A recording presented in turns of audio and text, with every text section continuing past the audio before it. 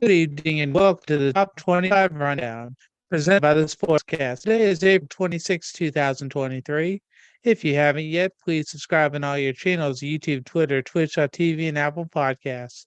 If you are on Apple Podcasts, please leave a rating and review. It'll help us out tremendously.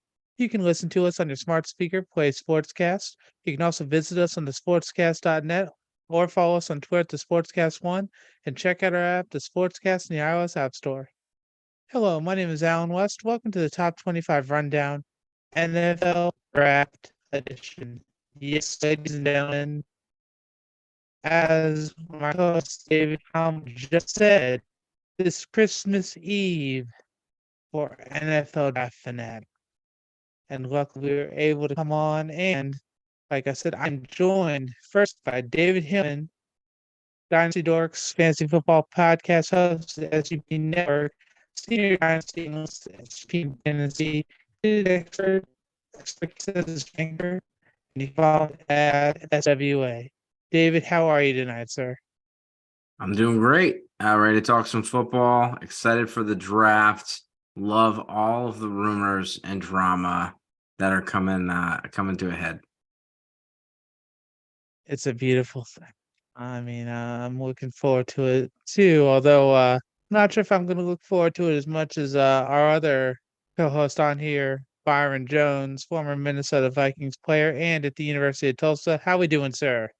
I'm doing wonderful in lovely Pennsylvania with the rain, cold, rain, cold, rain, cold. Well, let's see. From the way that sounds, it must be near Philly, so we got to have the Eagles represent here. So you know what? That's okay. I'm a Commanders fan, and David, what's your team? I'm sorry, I forgot to ask you that. You're okay. I'm New York Giants. From New York and Pennsylvania, but go with the Giants. Very nice. Hey, we're all NFC East here, that should make it even more entertaining. Oh, wait, time out, man. I'm a Giant fan, man. I just live around here. That's it. Thank you. I'm a Giant. I am from New Jersey originally. I am a Giant fan. I remember from last year, Byron, and yeah, I got Odell over here, and I got Tyree over here. So this is Giants podcast. We're taking over. That's right. Well, you know what? It wouldn't be the first time. It probably won't be the last time either. You know what? That is okay. And fun fact, back when I was in college, I got to do an NFL pregame and halftime show. And when you know, it was at the old Meadowlands for the New York Giants and the Atlanta Falcons. Nice. Yep, that was back when Michael Vick played for the Falcons and beat the crap out of the Giants. And it was a rainy day, so you know what? Would that not sound like a normal day at the Meadowlands? Yeah. But I am curious to see how the Giants do this year. But fellas, let's jump into the draft. So we're starting with pick number 1 with the Carolina Panthers. We know they need a quarterback. For me, I am a homer. I am an Ohio State fan, and I'm not ashamed about it. I'm curious to see if they are going to pick CJ Stroud at number 1. That's who I'm going to say the Panthers are going to pick. Who do you think, David? I think all signs are pointing towards Bryce Young. I know Will Levis has told his friends, or at least somebody's burner account on Reddit says that Will Levis has told his friends, but it's been Bryce Young all along. There was a little point where everyone thought it was CJ Stroud, but it sounds like it's going to be Bryce Young, and he's a Heisman winner. He plays the position well, and if people weren't concerned about the size, there wouldn't be any questions on who's the number 1 quarterback in the class. And a lot of people think that Frank Reich has a type, but Frank Reich has never been able to pick his quarterback. A lot of times they've, Band-Aid approach gave him some, bigger quarterbacks as far as, trades and things like that. This is the first time that he's going to be picking at the top of the draft, gets his pick of the litter. And, at the end of the day, you have to play the position well, and Bryce Young does that. I can respect that. Byron, what do you think? Same Or thing. who do you have? I got Bryce Young. If he was 6'4", it wouldn't be without a doubt, that he would be, overwhelming, number one pick. I'm gonna go with him. He's been successful, at the high school level, where he played at, played at Alabama, the high level, won the Heisman, and he's my guy, Bryce Young, even though he's 5'10", allegedly. All right. Well, you know what? Good way to start. Number 2, we have the Texans. I believe they still need a quarterback too, don't they? Or at least that was one of the rumors. Yeah, they definitely need there's a reason they're picking at number 2. They picked pretty high last year as well. So I'm gonna hey, go ahead. I'm gonna go on a limb. I'm gonna say they pick Anthony Richardson from Florida.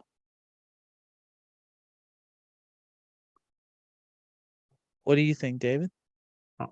There's just been a lot of smoke with this Will Levis stuff, so I'm gonna buy it that he's going up there. We could see CJ Stroud slide a little bit. Could cause some action, could cause a trade to happen, but Vegas last week had moved Stroud and Levis head to head as far as who was going to be the number 2 pick. He was actually tied Will Levis, CJ Stroud, and Will Anderson. And now it is Will Levis. So I'm going to go with the odds makers. Will Levis at the number 2 pick. Byron, who you got? Well, you figure since Houston has Mills and Keenan and EJ Perry, as their quarterbacks right now, I would pick CJ Stroud. He's played with elite, wide receivers at Ohio State, and they kind of bash this guy, as far as, not paying attention, not doing this, whatever, the scores and all this other stuff. But he played at a high level Ohio State. He has the kid Marvin Harrison Jr. He already has a pro receiver on the team right there, so he's going to fit in perfectly with the Houston Texans at number 2. Very true. Although technically he did have 2, except Jackson Smith and Jigba got hurt in the first game. Because if he had been in this year, it could have been a whole different year. But we'll just see what happens. Now, number 3, we have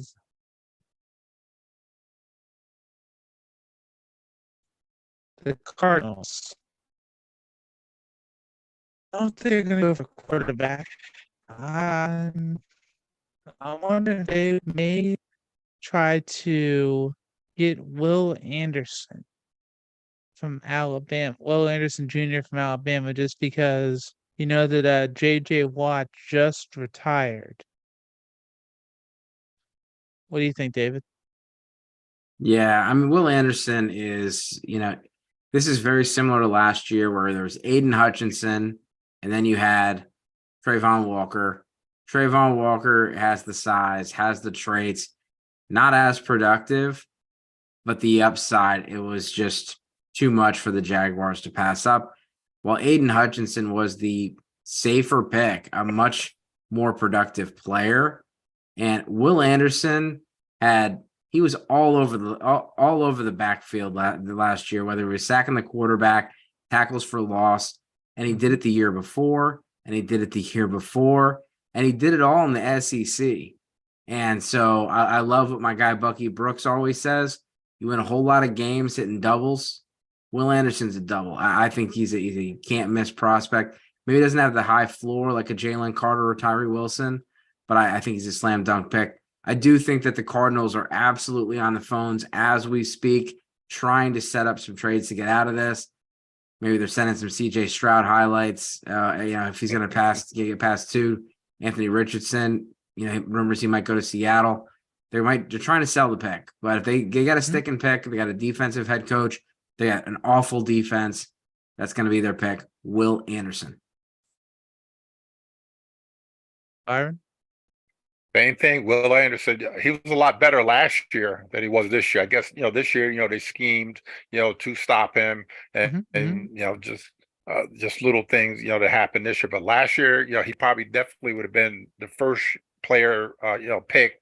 This year, he could have possibly been the first player pick if the Carolina Panthers needed, an edge rusher, of his caliber. But yeah, I would go with Will Anderson Jr., Alabama, 3rd pick, Arizona. All right. And we have the Cardinals with the 4th pick. Now the Cardinals, sorry, the Colts with the 4th pick. My apologies. The Colts, I get the feeling they may try to go for a quarterback just with how everything went for them this year. And because they had the Matt Ryan experiment and that didn't go well. And then I believe Jacoby Brissett was their quarterback, and he's signed with the Commanders in the offseason. I'm gonna go with Will Levis at this pick. Yeah, there's a lot of talk that the Colts really like Will Levis. And they may or may not be able to pick him in this scenario. Shane Steichen's the new head coach. He's had a great career as far as developing quarterbacks. Last year with Jalen Hurts, we saw what they were able to do. Justin Herbert before that had a great career with Phillip Rivers. So I trust Steichen to be a good developer of the position. They have Gardner Minshew, so they do not have to start somebody day one. They can ride it out a little bit. Last year was just a train wreck. Matt Ryan's obviously not Matt Ryan, a couple years ago. Offensive line really was not the same. And there's a reason they're picking at 4. And the last few seasons, they were picking in the 20s. So they had to trade for Carson Wentz and had to trade for Matt Ryan and had to patchwork the QB room. They're going to pick a quarterback, and whether it's going to be Anthony Richardson, Will Levis, CJ Stroud, we don't know.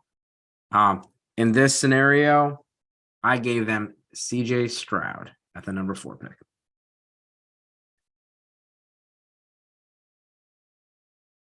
Aaron, who we got? I'm going with Will Levis, Kentucky. Reason why these names, Gardner Minshew, Nick Foles, and Ellinger are the 3 quarterbacks there. The coach that they have now is kind of a quarterback guru.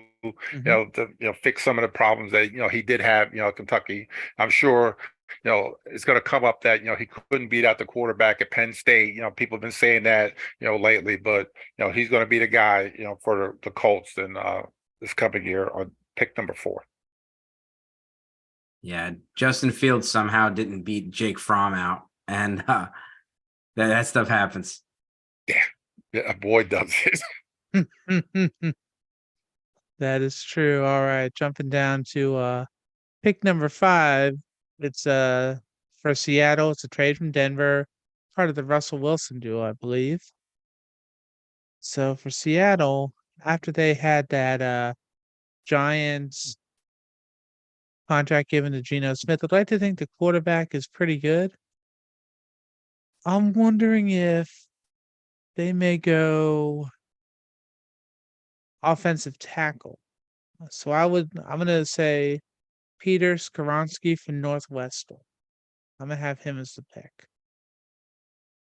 Yeah, and for me, Anthony Richardson's definitely in the talks here. Geno Smith is a 4-year contract, but I believe it's more of a kind of a 2-year team option kind of a deal. So they could move on from Geno in the next few years to get a decent contract. Not Deshaun Watson kind of a deal. They can get out of it after 2 years, similar to the Jimmy G contract. The Jimmy G contract is basically 1 year with 2-year option. But I gave him Jalen Carter here. And, you have Pete Carroll there. Jalen Carter, we'll see. He may have all the tools and no toolbox. But this guy he's one of the rare blue chip players in this draft. There's not a lot of players that you see as blue chip players. And this is a division that has Aaron Donald. So they're very familiar with having a wrecking ball in the middle of the defense, how important that is. And getting Jalen Carter here, potentially the number 1, rated player in the draft, makes a lot of sense. This team could not stop the run and they could not rush the pass. And so they have to do something on the defensive line this year. I actually was debating between Jalen Carter and Skoronski, so that you've just kind of justified my thoughts. So I appreciate that. Byron, who we got?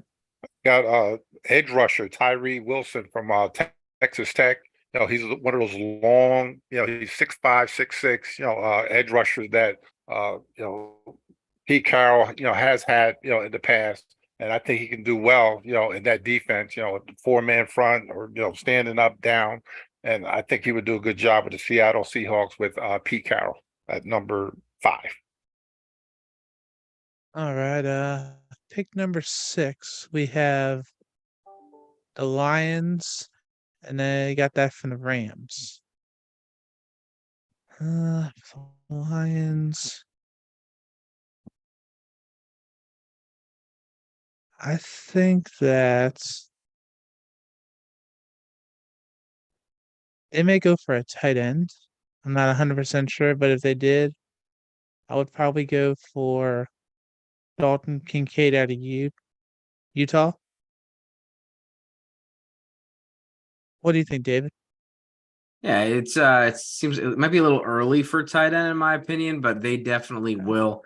It's a very good tight end class. You could see up to 10 tight ends drafted in the first 3 rounds. There's a lot of there's 3 that could potentially go in the first round with Dalton Kincaid, Michael Mayer, and Luke Musgrave. Darnell Washington's also highly rated. Sam Laporta.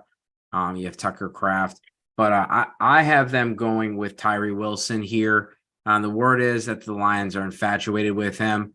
They have they got a good defensive line. They have some good players, but you pair someone like Aiden Hutchinson with someone like Tyree Wilson, and you could have bookends for a long, long time. And in this league, you don't just need 2 good pass rushers. They come in waves. They're joking about the Alpha and the Bravo team, and that's how I see it. They're gonna get another edge rusher in this class, and Tyree Wilson falls right into their laps at 6.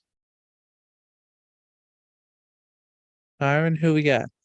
This is where I have Jalen Carter, Georgia, the defensive lineman, going to, Detroit, because he would be a perfect match with Aiden Hutchinson.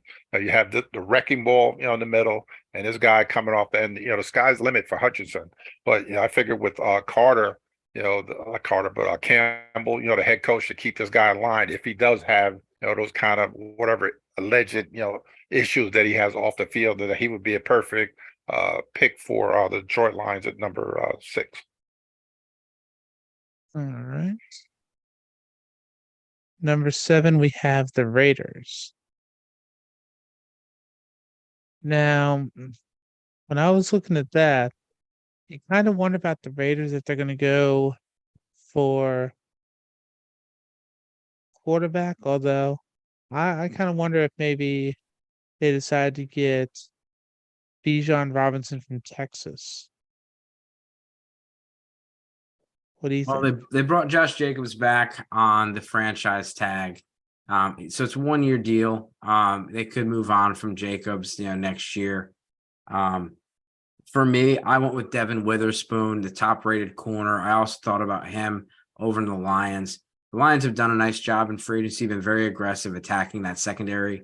They were, I think they were 32nd in passing touchdowns and 32nd in passing yards. They were awful. The Raiders were not far behind. The Raiders are also in a division with Justin Herbert and Patrick Mahomes, and yet they have to do something to be able to get off field on 3rd downs. Witherspoon versus Christian Gonzalez, the 2 top corners. Witherspoon's more Asante Samuel type. He's a smaller corner, very instinctive playmaker, and I'm going with him over Gonzalez here. We got a Patriots front office, and when Seattle gets the big long corners, the Patriots get the smaller corners that play good man defense. All right, Byron, who you got? Well, since Jimmy G is on a short, contract, I think it's 2-year contract. I think the coach that the Raiders has now wants his guy, and that would be Anthony Richardson, Florida quarterback. I think he would want a quarterback like that, to work in that system and see what he could do with him. I thought about that, and the out next year on March 17th. There's a $24 million opt-out, so they can basically walk away from Jimmy G at the start of the new year. I think within 3 days at the start of the new year next year. Yep. I mean, we're gonna wait and see on that. Although we have the Falcons with pick number 8. I'm going to go out on a limb. I'm gonna say that they go for a wide receiver. And I think they're gonna go for Jackson Smith and Jigba from Ohio State. I'd like that pick. Personally, I think that the Falcons, if Anthony Richardson's on the board, that they're going to have to think about it. Desmond Ridder, it's not that Desmond Ridder did anything to lose the job. Similar like Malik Willis, he kind of went out there and stunk it up. Ridder played pretty well, but he's also a 4th-round pick. They're not necessarily committed to him. And if they have Richardson rated as a top 10 player, they have him rated much higher than Desmond Ridder. But I'm going to let Ridder try to figure it out. And I'm going to get speed edge rusher right down the road from the Georgia Bulldogs, Nolan Smith.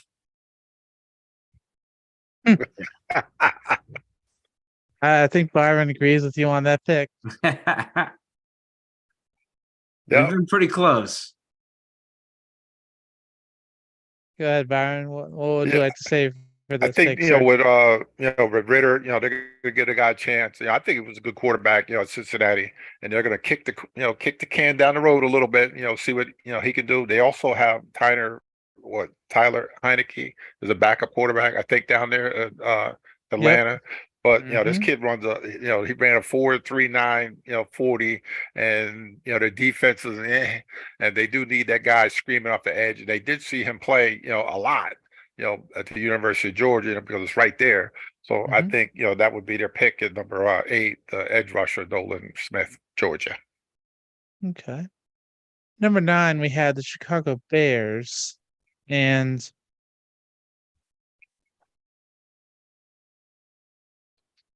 there are so many things the Bears need right now. So it's kind of hard to decide. I think I'm going to go for another tackle. I'm going to say Paris Johnson Jr. from Ohio State, honestly, because I think their offensive line really needs help. What do you think, David? Same pick. I think Skoronski's his arm length might be a concern to some. He may not be the first tackle off the board. I think he can play tackle. He might have to kick inside like a Zach Martin, which worked out plenty fine for Zach Martin, but that would kick him down the board a little bit. Paris Johnson offers you a bigger size, a little bit more athletic than Skoronski, and there's a lot of buzz that he could be the first tackle off the board.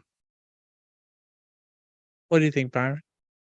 Wow, we're just agreeing with everything today. Paris Johnson, Ohio State. That was the first 3 for 3. For me, I'm surprised I was able to pick one that you guys all like. So you know what? I mean, technically, we can stop the broadcast right now. Okay, I figured it out. I was able to get one right. Everyone agreed with. Okay, we're good. But no, that we got to keep going. But I'm glad that at least for my picks, I'm not completely wrong. This is good. I feel better now.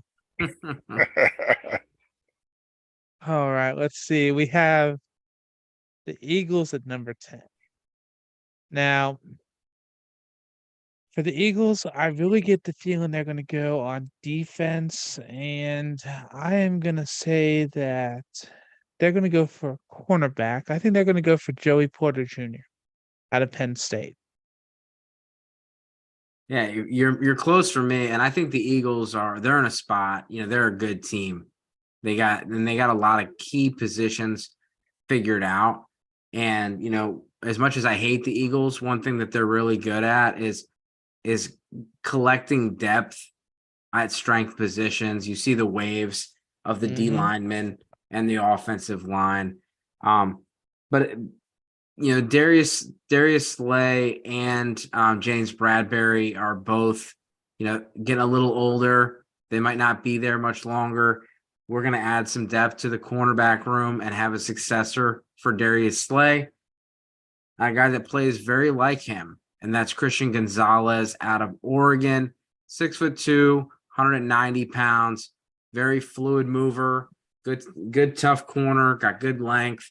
And I just don't see a way how he makes it out of the top 10. I think that him and Witherspoon are, ahead of the others in this class. Fair point. Byron, who you got? I have Peter Skoronsky going to the Eagles.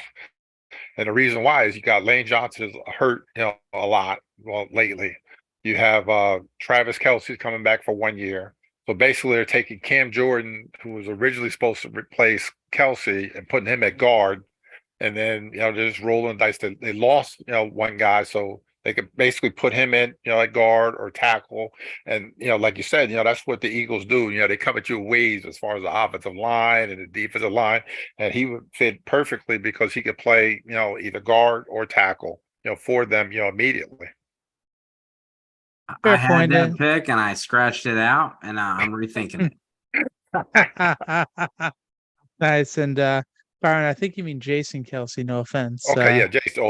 Oh, sorry about that. And the other thing that's floating around here is Bijan Robinson. They're talking about him on all the radio stations around here like crazy, that they want to draft. That they think they should pick him, but that's too high. Well, I mean, I could see why they would do that, just because they want to try to have somebody who's going to take over how Miles Sanders was, since Miles Sanders isn't with them this year. Because I mean, I had Miles Sanders on my fantasy team, and there were weeks where he made me look like I was a smart person. So you know what? I'm thankful for that. But I could see why they would look toward Bijan, but we'll see. It's going to be close, just because. I mean, he had a heck of a career at Texas when he was able to play.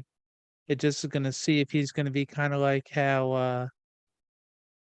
I think the most comparison I could think of him right now, if you're going to try to compare him to a player who came out for the NFL draft, kind of reminds me a little bit of a Leonard Fournette. Well, and for me, he's a little smooth, a little faster than Leonard Fournette, a little smaller, a little faster. With the Eagles pick, I do think this is a point where you're going to see, you could see some action on the board. Jackson Smith and Jigba is still on the board for both Byron and I believe. I believe we also have a fourth quarterback on the board, and the Eagles are, Eagles and Seattle are teams that trade back, collect picks. And this is a spot where they have multiple options that they would be okay with moving back. The Jets are reportedly wanting to move up to get Jackson Smith and Jigba. Some other teams that want to get up ahead of either the Texans for a receiver or the Titans for a quarterback. And the other thing they're talking about as far as with the Eagles is that Derrick Henry was been mentioned around here as far as being traded, or Dalvin Tomlinson with the Minnesota Vikings. Yeah, as far as Dalvin Cook, yeah. Yeah, no, yeah, they got Rashad Penny, but Penny's he's struggled to stay healthy. I mean, if they wanted to try, like, say if the draft doesn't work, they always try and get somebody like Zeke, but I mean, you never know. So. Yeah, Kareem Hunt, Zeke, Fournette, all those guys are waiting until after the draft to see if there's any spots left. And looking at how good this draft class is, it's not going to be any left. There's going to be some teams that get crowded after this. That's true, but I mean, that's why you always have training camp, and worst case there is the USFL, the XFL, the CFL. Yeah. And then you also have the indoor league as well. So I mean, it is what it is, but we got to hope for the best for everybody. We're going to see what happens. But like you fellas just said, pick number 11 is the Titans. So I don't know. I haven't used Bryce Young yet. So you know what? I'm going to say that Bryce Young, if by a miracle he's still there, the Titans would draft him. I got them going quarterback as well. I have them going Anthony Richardson. I do think, if you see Trey Lance moved, it may not be for a first round pick, but I think if the Texans do not draft a quarterback at 2, there's definitely some affiliations with the 49ers. They could go and try to, trade, do something for Trey Lance. And the Titans, their GM Ron Carthen, He comes from San Francisco as well, has some familiarity if they wanted to make a move. But I have them taking Anthony Richardson here. I think the Titans are a team that could move up. You move up into the top 10, just make sure they get the quarterback. The rumors are that they are a team that could be trying to do that, whether they move all the way up to Arizona's spot at 3. Seattle is known to move back at 5. You also got Philly sitting right ahead of them. They could just move up a spot and secure the pick. But Anthony Richardson here, you have Ryan Tannehill. If they post-June cut would save them $34 million. Or they could try to find a team that is interested in Ryan Tannehill. And if a team doesn't get a quarterback in this draft, maybe they go after him. Maybe he's someone that gets moved. But Anthony Richardson could sit a year under Tannehill. This is a team that is definitely rebuilding and would be the focal point of this offense next year. Byron, who we got?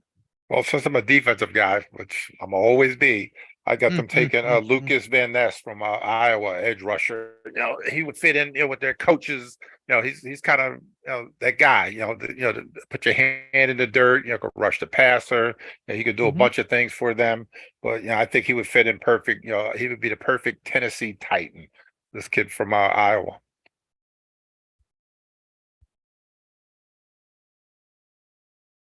We will definitely wait to see. That's a good. I wouldn't be surprised by that, especially with Mike Vrabel being a defensive coach and a former linebacker in the NFL. Pick number 12, we have the Texans. So, let's see. I am going to go with. I'm going to say that they're going to go for maybe an offensive tackle. And I'm going to say they're going to get Broderick Jones out of Georgia. They need a right tackle. They get Larry Tunsil at left, who's been one of the best left tackles in the game for a while.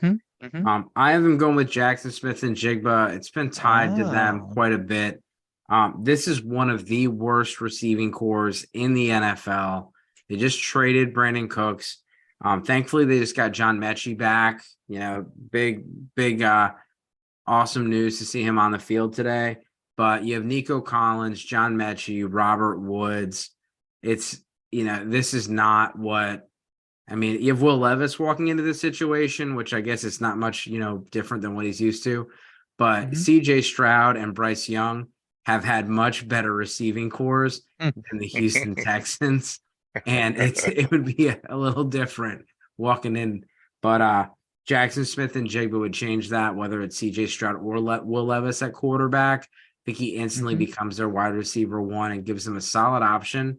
Right off the bat. That I could definitely see. Byron, who you got? I have them taking a big receiver, Quentin Johnston from TCU. Even he's from down there, in Texas. He's a bigger receiver, explosive. He's got to work on the drop season, his route running. But he'll be a pro, when he gets there and work with these guys down there. But I think with a young quarterback, you always want that big receiver, somebody you just throw it up to or in the area and he'll go up and get it. But Quentin Johnson, TCU. All right. Let's see. Pick number 13, we have the Packers. Now, I'm conflicted about this pick because now with Aaron Rodgers gone, they're going to be looking at a few different things, and I guess the Jordan Love era is going to start. I am wondering if they're going to look at the defense a little bit now, more than how they have been. I'm going to say they're going to pick Elijah Cansey from Pittsburgh. Yeah, PFF has that down as one of their needs. They have Kenny Clark, but they could use another defensive tackle in there. I have them taking Lucas Van Ness. gives him another edge. Preston Smith's getting a little older. He's going to be out of town here soon. They got to pay Rashawn Gary or figure him out. Van Ness is a very interesting player because if you look at the highlights and look at the stats, you're going to say, why did Byron take this guy in top 10 pick? And it's because Iowa's weird, man. Iowa, they do this thing where they play their seniors, and that's cool loyalty, but it doesn't make any sense because their football team it's not good. They're not a good football team because of they're making these kind of decisions. And Van Ness was one of the best players on the field. Every time he got in the field, he was a impactful player. And he offers some inside outside flexibility, whether you're running a three-man front or four-man front. So I think he'd work out well there. Plus, they haven't had that long blonde hair pass rusher in a while, caveman. So we had Clay Matthews, the caveman. There we go. And Lucas Van Ness looks like he's gonna play Hercules in a movie. Real quick before we get to Byron, let's not forget about AJ Hawk before Clay Matthews, sir. Let's not forget about AJ Hawk because he was blonde-haired. Yeah, they had the blonde bombers, man. Yes, sir. Yes, sir. Byron, who you got? What's the best thing again? Like I said before, for a young quarterback, the love era is in now. Love and peace. Tight end Dalton Kincaid from Utah would be perfect for him. Like a safety blanket for this young quarterback. So hopefully he'll do well up in Green Bay. But we'll see. Alan, if you want to watch some good tape, just go watch the USC game. Watch the whole game. But if you want to just do the highlights, this guy he had to sprain his ankle in the first quarter, and he still had 17 receptions in one game, over 200 yards. Everybody in the stadium, everybody watching the TV knew the ball was going to Dalton Kincaid. Nobody could stop it. This guy just took over the game. And this is another one, Byron, where I actually crossed it out on my paper. You can see my screen. I got Dalton Kincaid to the Packers. But I switched it up because I could not have Van Ness dropping out of the top 20. That is fair. That is fair. All right. So we had the Patriots with pick number 14. Let's see. I think they're going to go defense. Because with McCourty retiring, I'm going to say, because I haven't picked him in, I'm going to say Christian Gonzalez from Oregon. Be an interesting pick if Gonzalez is there. They usually do have some smaller corners over there with New England, but this is a good corner, and if he's on the board, that it's a smart pick. I have them taking. Originally, I actually did have them penciled in for Gonzalez, but Skronsky's on the board. He's been punished enough. And if you got anyone that's going to, like somebody with some position flexibility, and that's kind of, maybe we'll call it a questionable pick, Bill Belichick's going to do it. And so, don't get me wrong, you might trade back twice and, take a safety out of, Middle Tennessee State for all we know. But Skronsky here, he helps them on the offensive line, whether they slide him in right there at guard, at left tackle, right tackle. They got some things to do. Isaiah Wynn is a free agent, so they are looking for a left tackle. He'd go right in there with the Patriots and probably start day one. Byron, who we got? The offensive line is kind of in flux, with some that lost people. They need to replace people. I got them taking Broderick Jones from Georgia for tackle. All right. As a fantasy football fan, I just hope that none of the big guys go to the Patriots because it just does never work out. And even if they got a running back, it's just going to hurt Ramondre Stevenson, who was great last year. And so then you're going to put Bijan Robinson there. That would kill Stevenson's stock. And if, we know Patriots track record with receivers, it's not good. No. unless you're, a sixth Mm-hmm. round, quarterback turn receiver. It's just not really worked out for him. That is true. All right, we're on to pick 15 with the Jets. I'm gonna go tight end here. I'm gonna say Michael Mayer for Notre Dame.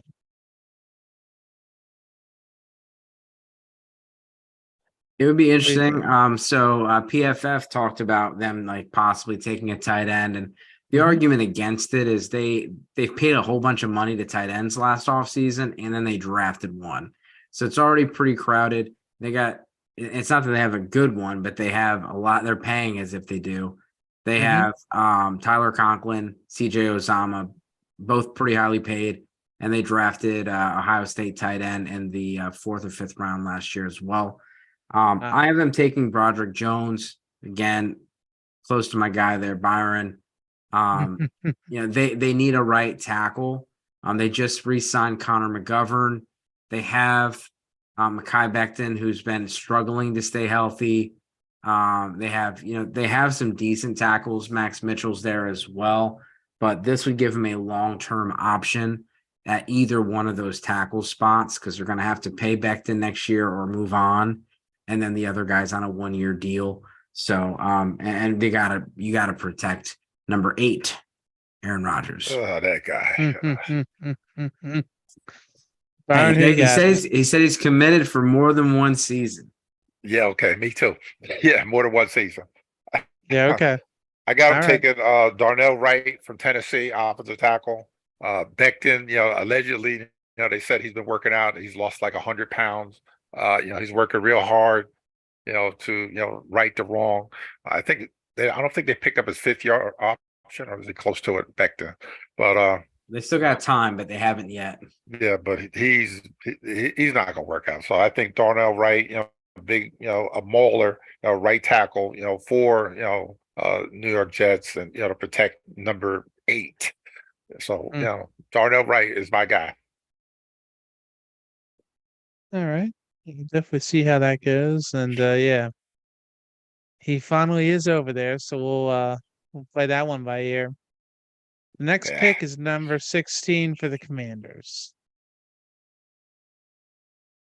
Well, where do we start? Where do we finish? I wish I knew. So I'm just gonna say they're gonna probably look at. I'd say they're gonna go. There's so many things they need. It's hard to say. So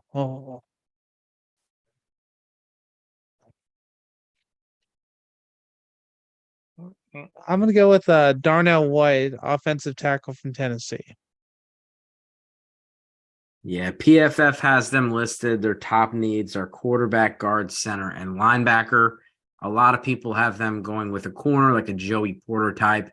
Would fit nice in Rivera's defense. He's a Josh Norman type. He's Mhm. very physical, very handsy kind of corner. Some of the concerns with him is, he plays nose to nose, bump to bump, bump and run coverage, but can he play off coverage and things like that? I'm gonna make the shock of the draft. I'm gonna take Hendon Hooker. I don't believe in Sam Howell. If he was, I think the Atlanta Falcons are mad right now because they would think about him at the end of the first. The Minnesota Vikings were also looking at him. The Mhm. Tampa Bay Buccaneers were looking at him, and Hendon Hooker's better quarterback than Sam Howell. I know he's a little older. I know he's coming off the ACL injury, but this guy, right now, if everybody was healthy, he's maybe the second best quarterback in this class. He is a good football player, very productive. As far as turnover worthy plays, he takes care of the ball. He was 3rd in the class with turnover worthy plays, and this guy's he's got ice in his veins. When the pocket collapses, there's no sweat. This guy does not. He's not afraid of anything, and I know he's an outlier with the age, but I think he's a good football player, and I do think he goes in the first round tomorrow. What do you think is a big deal with his age? Why? What is the problem with that? Yeah, it's a lot of people they say, well, no one's been successful at that age, and it's like, well, there's only been like 5 guys since 1970 that are drafted at that age, and we got COVID and NIL and all these things. I wrote an article about NIL, and I think NIL is going to create more older players. Like Matt Miller came out and said, this is the oldest quarterback class I've ever seen as far as rookies, and I'm like, yeah, they got paid $1 million to hang out at campus like for a year and go work at Raising Cane's. Like, yeah, they stayed back instead of going. Like, you look at Brock Purdy's contract. Brock Purdy got $77,000 guaranteed over 4 years. It's a $3 million contract, but only $77,000 is guaranteed as where he's at. And Hendon Hooker got over $1 million to play at Tennessee. No Hey, brainer to me. yeah. And most of those, third, fourth, fifth round quarterbacks, they don't even get a second contract. So they go and collect some NIL money, probably some booster money, be the king of campus for one more year. And then they go to the league. Obviously, if you're CJ Stroud, Bryce Young, you're a first top 5 pick, you go to the draft. But those other guys, they're going to continue to stay longer, in my opinion. We saw Sam Hartman do it. We saw Bo Nix do it. We saw Spencer Rattler stay back. And then, of course, like COVID just completely, I think everybody got a little older during the COVID stuff. But And you got the extra year, so yeah, and so I mean, yeah, Hendon Hooker's a little older, but I mean, he's a dual threat quarterback, but he's not a run first quarterback. And these guys are playing until 38, 39 years old. He's 25. Yeah. So- like I don't argue with too many people on Twitter, but for me, like I've been like the Hendon Hooker guy since January, and unless he gets drafted in the 3rd round, I'm gonna stay on that train. Okay. David, I got a question for you. So, is it just me, or are you wearing a Washington Wizards jersey right now? No, it's Bugs Bunny. Okay, I feel better now. I was about to try to figure that out because if it was going to be a Wizards one, I was like, wow, we may have gone off the rails, especially with the Commanders. But yeah, you know what? I respect and I appreciate that jersey. That was why I wanted to make sure to find out which one it was, and props for wearing the Bugs Bunny jersey today. I appreciate that, Appreciate it. sir. So let's see. We have pick number 17. We got Steelers. Steelers. You skipped me. Devin Byron. Oh, man. Witherspoon, Iowa, Illinois cornerback. Just we'll throw that in there. Sorry about that, Byron. I thought I got you. I apologize, sir. I'm good. You know what? I know what it was. Is you were asking about what the age was. That's what Yeah. it was. That got me on that. Threw you So off a little bit. it did. I admit it. But you know what? We're back on the train, and we got number 17 Steelers. I think they're going to go defense, and I'm going to say they get Lucas Van Ness from Iowa because the main thing for me, I think, is I know you have Cam Hayward for a little bit longer, hopefully, and maybe he could be the heir apparent to Cam Hayward. Yeah, it plays a little different. He's more outside, but they got Alex Highsmith, and they're gonna have to pay him soon. You can't afford to pay TJ Watt and Alex Highsmith. So defensive end, edge rusher would be a good pick. Kaliza Cansey would be more of the Hayward kind of a replacement. Okay. I got Darnell Wright here. They still got to fix that offensive line. It's been a work in progress for 3 years, and this guy is one of the better pass blocking tackles in the class. So I'm gonna take Darnell Wright from Tennessee. Byron, who you got? Another cornerback, Christian Gonzalez, Oregon. They need to fix their situation back there. But yes, he's my second ranked corner, so I'm gonna go with that. And Mike Tomlin is gonna love this guy, Christian Gonzalez, Oregon. All right. Joey Porter Jr. would be fun there. Yes. Yeah. That I thought about that as well, but I can't see him falling that far down, even though it'd be a legacy pick. I just can't see him falling that far down.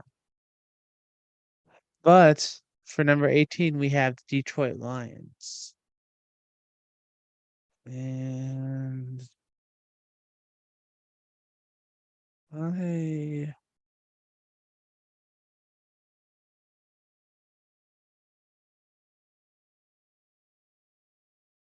it's almost like a gift and a curse looking at all the different players because you want to try to see who you think is going to be the best to go off.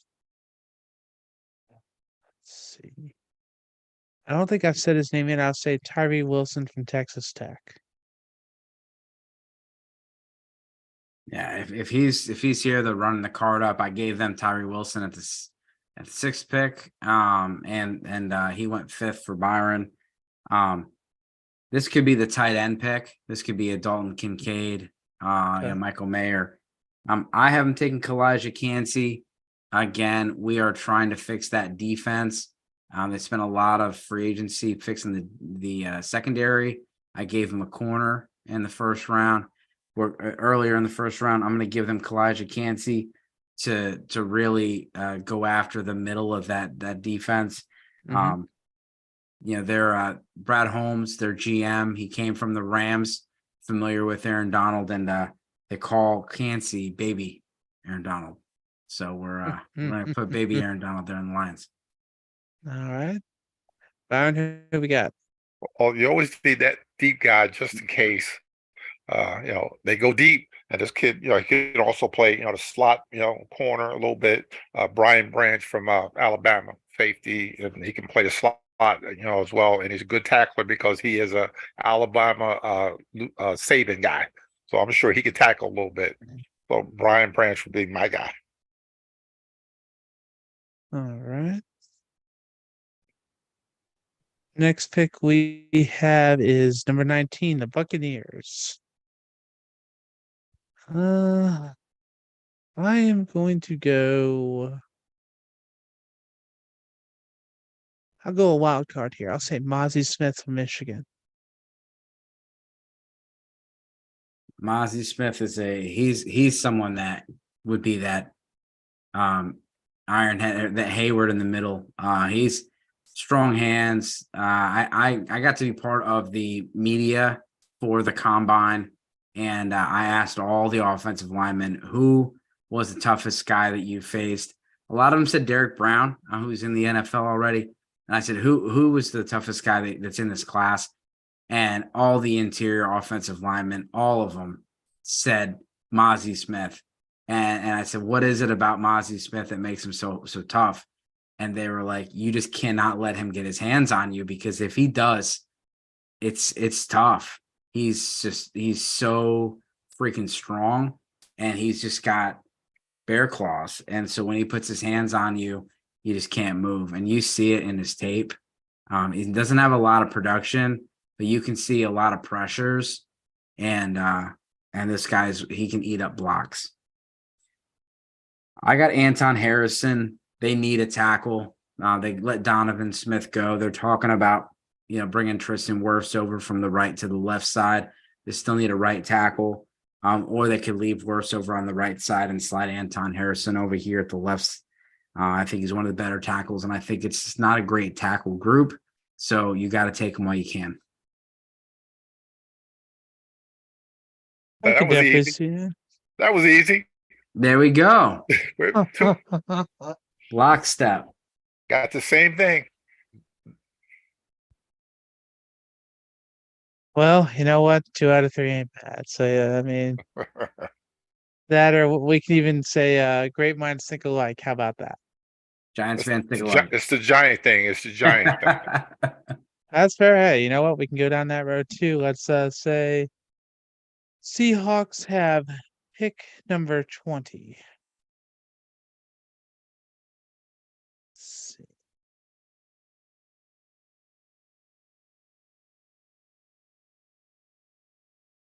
I'm going to say Keon White out of Georgia Tech.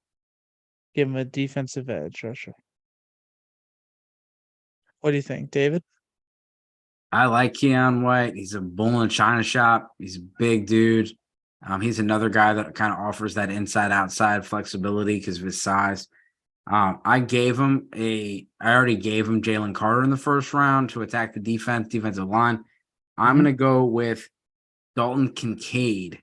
Add some athleticism to that offense. Noah Fant's a free agent next year. Tyler Lockett's getting a little bit older. Get them a weapon. Dalton Kincaid out of Utah. Byron, who we got? Wide receiver to replace Mr. Tyler Lockett, Njigba, Ohio State, Nice. to the Nice. Seattle Seahawks. I like to think wherever Jackson Smith will end up and Jigma will end up, he's gonna make an impact. I'm just curious to see how it is since he was unable to play last year. That's my only concern. Byron, you look at you were ready to say something. I was just well, you figure this guy is always hurt for some reason. He was hurt, what was it, ankle, hamstring, or what, and it was like soft tissue kind of injury. So hopefully, when he gets to the NFL, he'll be able to work on stuff because that's going to be his full-time job, just football. But he was a little, injured, like a lot, during the course of the year. Yeah, he only played played a handful of games, handful of snaps, but in this class, there may not be last couple of years, we got spoiled with all of these stud wide receivers. There may not be a wide receiver one in this class. And I'm not trying to make a hot take or anything. I think that there's some good receivers, but there's a reason you don't see any of us jumping up to grab a receiver in the top 10 because there's really just not, it's just not that class this year. JSN, he's a good receiver, but he doesn't have that athletic profile you're looking for where, he's not as dynamic. And then you have some dynamic guys that are smaller. And so there's just a mixed bag of guys. That is true. And well, originally the 21st pick was going to be the Dolphins, I believe, and then they got in trouble, so they lost that pick. Yeah, tampering and tanking. So it is the Chargers. Correct. Now the Chargers. I am going to take another wide receiver here. I'm going to take Jordan Addison from USC. Who do you have, David? I'm going to go that Austin Eckler could be moved during the draft. And even if he's not going to be on the team much longer. And they're going to get Bijan Robinson. This is Kellen Moore getting his version of Ezekiel Elliott and Tony Pollard. And like I said, Bijan's going to be the dude moving forward. So give me Bijan Robinson to the Chargers. And let's make some fantasy magic. Yeah. Byron, who you got? Same one? Now I'm going to be a defensive guy again. Figure with Bosa and Mac, on the outside, you need that guy in the middle to put the pressure on. Kalaji Kancey from Pittsburgh. You need that inside pressure. He could do wonders with those two guys on the edge. So I'm going to go with him, the kid from Pittsburgh. That's definitely true. And David, when I did talk about Robinson earlier, I did think about the Chargers for Eckler just because when I saw he had he requested the trade. So Chargers was the other team I was looking at for him. So you know what? That's 2 for 2 for me. There's a bunch of running backs that could be moved during the draft. Like I said, it's a very deep running back class. And there's a lot of running backs that are getting paid a lot of money that either are going to get traded or could get cut after the draft. That is very true. The next pick we have is the Baltimore Ravens at 23, and they watching how everything is just with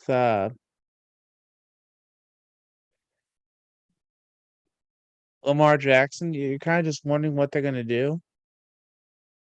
I'm gonna go defense. I'm gonna say they're gonna go for Brian Branch, safety from Alabama. They do like to shop at Alabama. I gave them Miles Murphy, edge rusher out of Clemson. Okay. Byron, who do you have? And I'm going to stay right in the backyard of Baltimore. Deontay Banks, cornerback from Maryland. I like that pick. Yes, sir. Yes, sir. I could definitely see that happening as well. I'm curious, but that's why we're getting to make our picks a day early. Don't worry. If I ever come back to this, I'll look at it and I'll just shake my head. But you know what? It just means that we're getting to play devil's advocate. And like you said, David, when you did it last year, you had, I think you said 5 out of the first top 7. Yeah, I had 3 in a row to start the draft, and I was feeling pretty good. That I don't think I got another one right for 10 picks. So Yeah, same thing. that's how it works out. I mean, I think I got a decent amount of the top 32 players, maybe 20 or 21 actually in the first round, but not a lot of them got in the same house. Well, unfortunately, live by the sword, die by the sword. So we'll see what happens. And speaking of that, we got the Vikings with the 24th pick. Minnesota. I'm gonna say that they're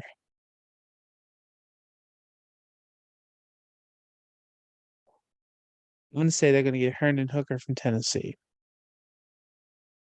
They've been rumored to be trying to move up in the draft, especially if Stroud slides, or Anthony Richardson slides. But if he doesn't and Hooker's available, it's a good pick. I got them taking Quentin Johnston at pick 23. Adam Thielen is gone. They need another weapon. I think they're going to be in the market for a receiver with Justin Jefferson. Quentin Johnston offers them a little bit different of a skill set, big-bodied outside receiver that has some good speed, can extend the defense. Byron, who we got? Zay Flowers from Boston College. They've said that Adam Thielen's no longer there. You need to team up, Jefferson with somebody. And I figured, the Flowers a little more explosive. He's got the little wiggle to him. So yes, I would pick him from Boston College. Very nice. Pick number 25, we have the Jacksonville Jaguars.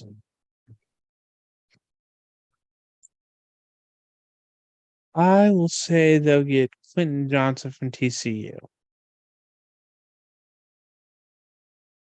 Well, they just brought back. They just got Calvin Ridley. Okay. So they still have Zay Jones and Christian Kirk. Zay Jones, I think, is free agent next year. And they got Evan Ingram on a 1-year deal. Receiver, their needs that they have listed are guard, center, edge, and DB. The top guards available would be Osiris Torrance or Steve Avila. The top centers would be Luke Whippler, probably more of a second-round pick, and John Michael Schmitz. I think John Michael Schmitz would be an interesting pick here. But I haven't taken the safety, Brian Branch, safety. He's also a nickel corner. He's someone that can play all over the field. He plays that star position for Alabama, and I think it gives him some flexibility right there. It takes over for Trey Herndon in the slot. Byron, who we got? We can't let this guy slip out the first round. Joey Porter Jr., Penn State, cornerback for Jaguars. He fit it perfectly there. They're right there. They're right at the edge. Very nice. And I just picked Branch a few picks ago, so definitely see that. Oh no. We're looking at pick number 26. 25. A little no. Come on, don't skip 26. Come on, don't skip 25. But see, remember, it's technically it still is pick 26, even though it's gonna be pick 25. Gotcha. It's for a little known team called the New York Football Giants. I mean, nobody worries about them, likes them, or cares about them. But let's see. I will say that they will go.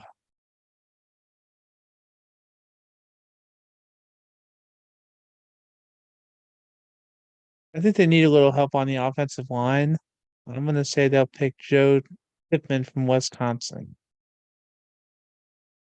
Be a good pick. I'd like him more in the second round, but a good pick. They need a center. Centers and guards usually slide down the board a little bit more than tackles. For me, it's got to be a corner or a receiver in the first round because they're just, they're not as available later in the draft. The Giants have a lot of picks, but most of them are later on in the draft. And so I'm giving them a receiver, and I'm going Jordan Addison. Offers them another smaller receiver, but he's a little different than the other guys. He's played outside. He's succeeded outside. He's a Blitnikoff winner. And when he was at Pitt, he was the star of that offense. A little different last year in USC with all those mouths to feed, but dynamic player, just a crisp route runner out of USC. Byron, who we got? Well, we have like 900 small receivers. I think got like 13 or 14 receivers that they signed as a whole packle of them. It's too early, to pick a center. The kid from Wisconsin or the other play, wherever the other ones Minnesota. are. Minnesota. And I'm going to go with a tiny corner from Mississippi State because next year Adoree Jackson, is probably going to be out the door. So Emmanuel Forbes from Mississippi State, he's a ball hawk, but he's just so tiny. He's just 160, 170 pounds. But I would pick him.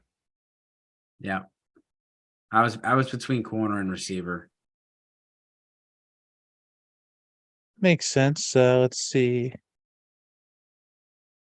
Pick 27, although it's pick 26, is Dallas Cowboys. I'm going to give him a wide receiver. And I am going to go with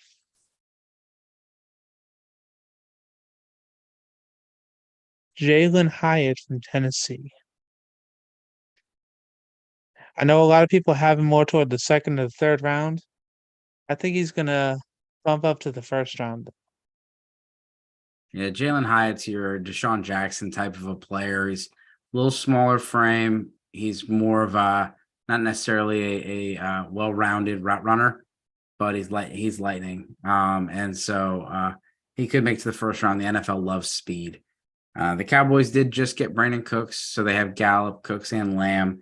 So I'm giving them Michael Mayer out of Notre Dame. Give him corner. Dalton Schultz is out of town. And this is a corner a tight end that, that he's a combo tight end, can run in, can run block and play in the passing game. Very Jason Witten-esque. Okay. Makes sense. Byron, who you got? Jerry Jones is going to see this name sitting there. He's a Texas guy. They're going to sprint up to the podium to hand in his name. Bijan Robinson, Texas running back. Can definitely see that. Jerry's going to run up there. That.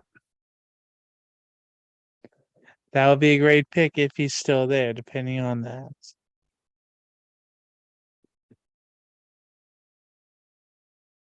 Picked original number 28, but real number 27. We had the Buffalo Bills.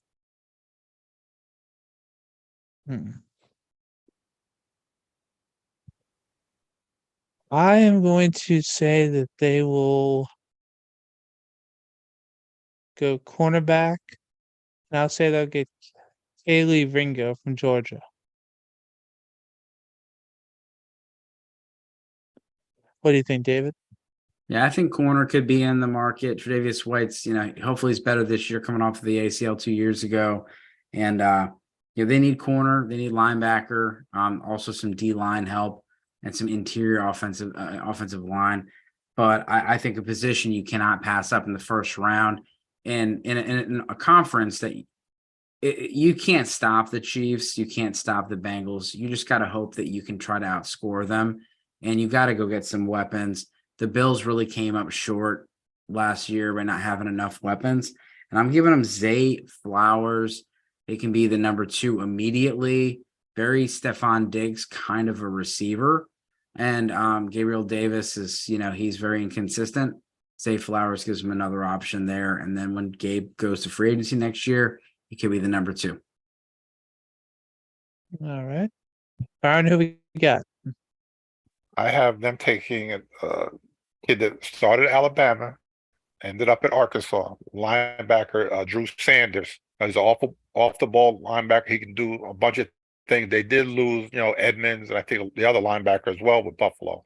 So they need to replace them, and this kid would be the perfect replacement. Drew Sanders, Arkansas. Like it. Definitely a strong pick right there. So we got the Bengals with the next pick.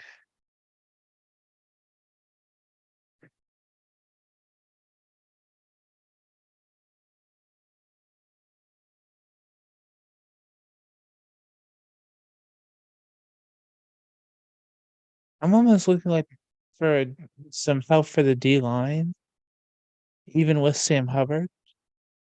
I'm looking at Brian Brees from Clemson.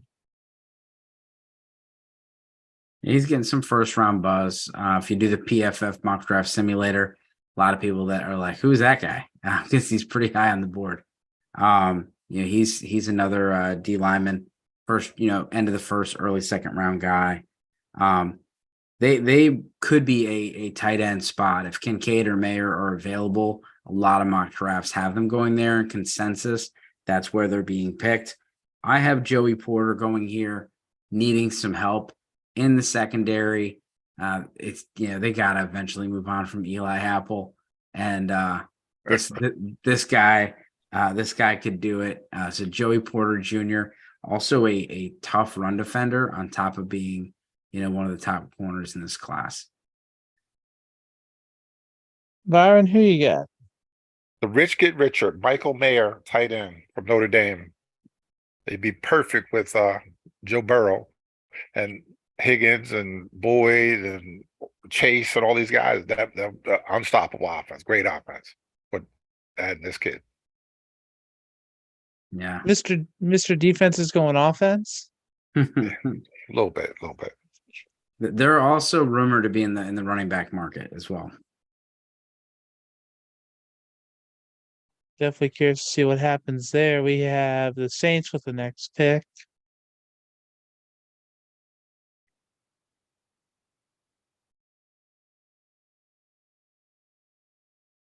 I'm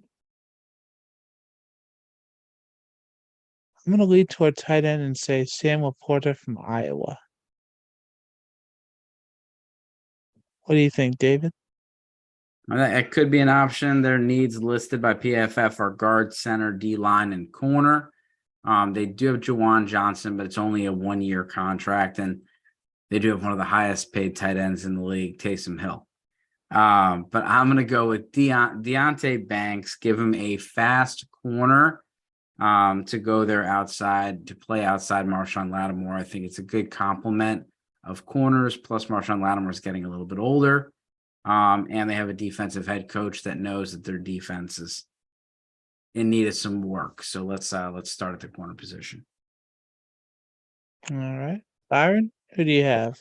The Clemson kid, Brian Brzee, former five-star, been, injured a couple times, during the course of his career. And this he should fall like toward the bottom of the first round, second round. And he would fit in perfect, with a defensive head coach, with the New Orleans Saints.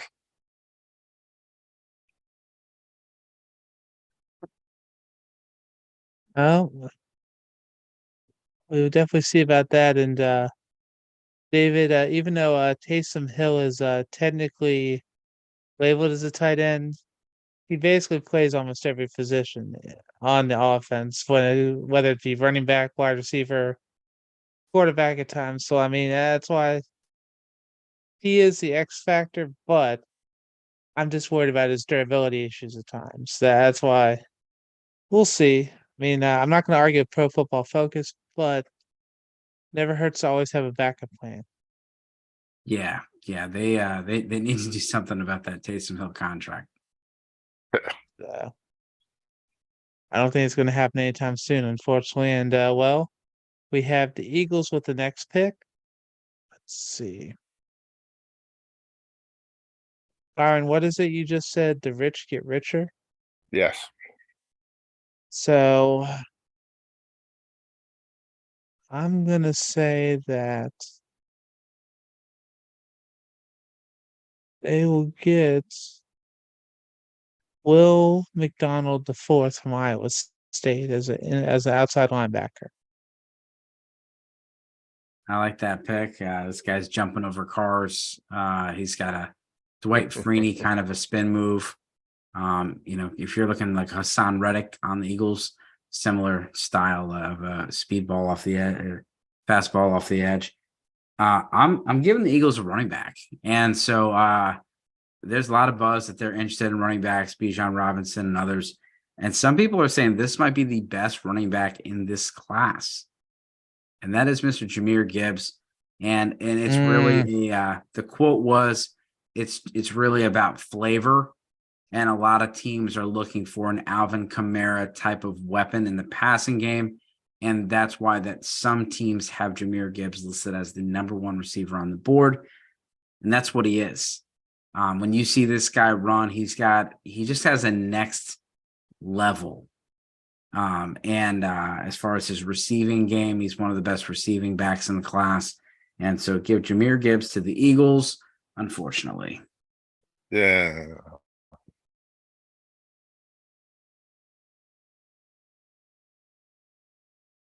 Who we got? We have Miles Murphy, finally, Clemson, edge rusher. Brandon Graham can't play forever. He can't.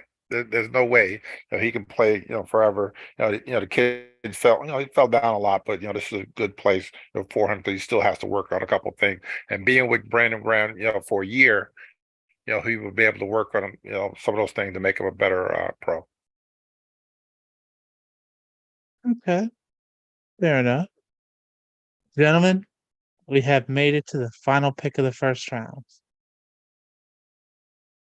The Kansas City Chiefs, the defending Super Bowl champions.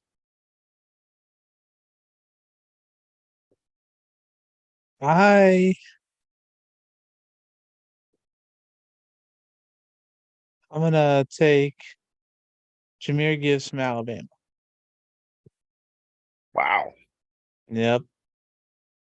I'm gonna change it up. David, what do you think? Yeah, I mean, there's a lot of people that want to see that happen. Maybe some fantasy football fans that are hoping he's the Jerick McKinnon type, and hoping he's not the CEH type. But I'm going to go back to the offensive line. You got to protect the franchise. They lost both tackles and they've only replaced one. So they got Jawan Taylor, who is going to play probably left tackle and replace Orlando Brown, but he's played right tackle literally his entire career, college and pro. And they're going to flip him over to the left side, or, they can go to left tackle. But I do think they flip him over to the left side. I'm going to give them big DeJuan Jones from Ohio State at right tackle. Nice. And give them a nasty brawler on the right side. Nice. There we go. Byron? I don't have to say anything. He covered it all. That was going to be a 6'8", a mauler at right tackle. I would hate to have to play against that guy. A little bit too big. You know what, guys? This brings a little bit of a tear to my eye. Bringing out the Ohio State fan the Ohio State player at the end. I mean, it's just, it's beautiful, man. Beautiful. But I mean, with the talent and just how the draft is, it's hard to pass up just when you're looking at some of the intangibles. Granted, after the draft, we'll see if it pans out or not, but still, that's the beauty of learning to see what's going on. And David, I know you've been looking at a lot of the trade possibilities. You want to try to get into that just a little bit real quick? Yeah, I mean, I think that the quarterbacks usually drive the trades. And so if you see the quarterback slide, you can see some action. The Raiders and the Titans are rumored to be in the market. The Minnesota Vikings are also rumored to be in the market as far as moving up. The Vikings would have a long way to go to pick 3. But if, a quarterback slides to 10, it would be very similar to the trade that the Bears made when they picked Justin Fields. And the Eagles are notorious for trading back and collecting picks. We give the Eagles the Vikings first round pick next year, probably a second or third this year, and pick 23, where they could go and take Bijan Robinson at 23 or one of these players that we talked about. So Jahmyr Gibbs, something like that. But as far as at the end of the first round, you could see somebody trade up into the first round to go grab that extra fifth-year option for a Hendon Hooker. I think if Hendon Hooker is still on the board, I'm not going to count him out of the first round until the Chiefs are on the clock and they make their pick. Because teams like that fifth-year option and that control, especially for those high-ticket positions like pass rush, corner and your quarterbacks. Absolutely. Byron, do you have anything to add on that? He covered it all. He's I appreciate it. pro. I appreciate it. And the DeAndre Hopkins to the Ravens rumors are heating up. I just saw a tweet. That would definitely be a game changer for them. I guess the main thing there is trying to see about if just how they figure out what to do with Lamar Jackson, because as long as he comes back, that offense, even though it's going to be challenged at times, just depending on which players are going to be able to play and make a difference, I still think with him there, and if you could add another player like Hopkins there, they would definitely be able to give Cincinnati more of a run for their money. Just in my personal opinion. So I think so too. Yep.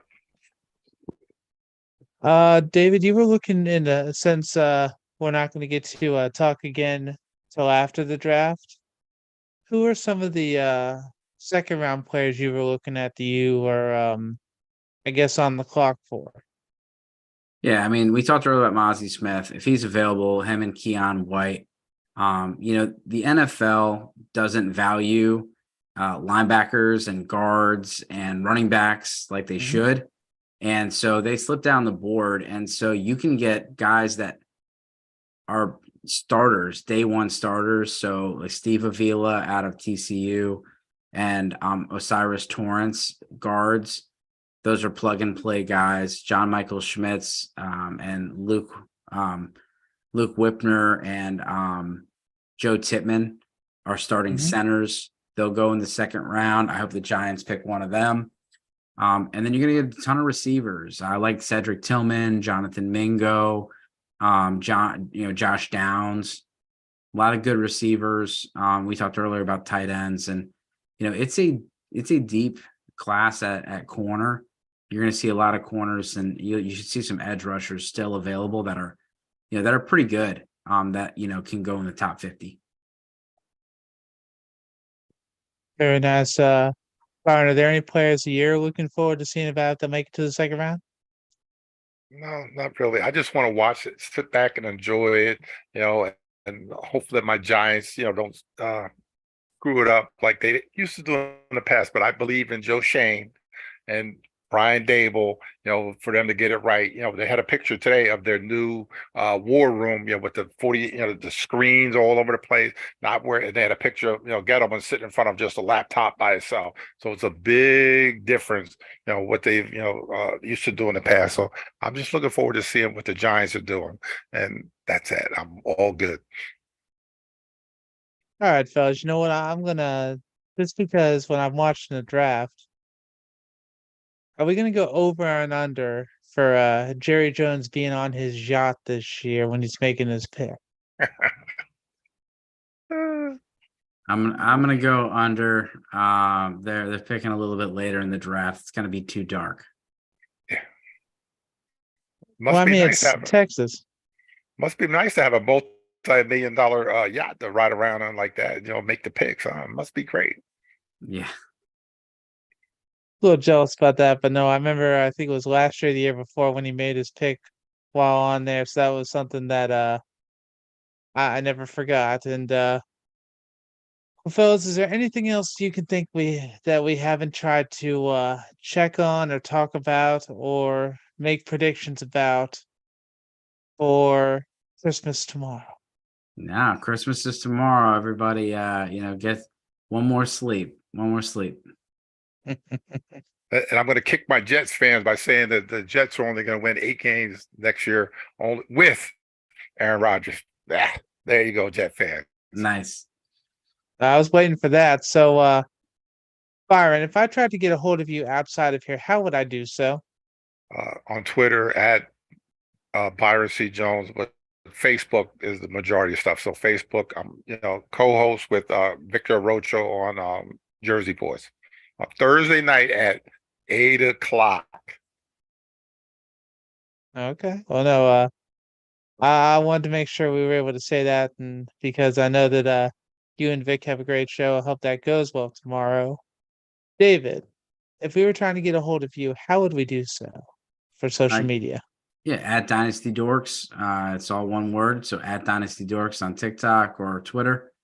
And thanks for having me. Absolutely. It's my pleasure, fellas. And if you, as normally me and Mr. Bob Apps would say, if you did try to find me, you could either find me on Twitter at Alan F. West or on Instagram or Facebook at Alan.West.46. But this has been the top 25 rundown on the Sportscast. You can follow us on Twitter, the Sportscast1, or visit us at sportscast.net. Have a great night,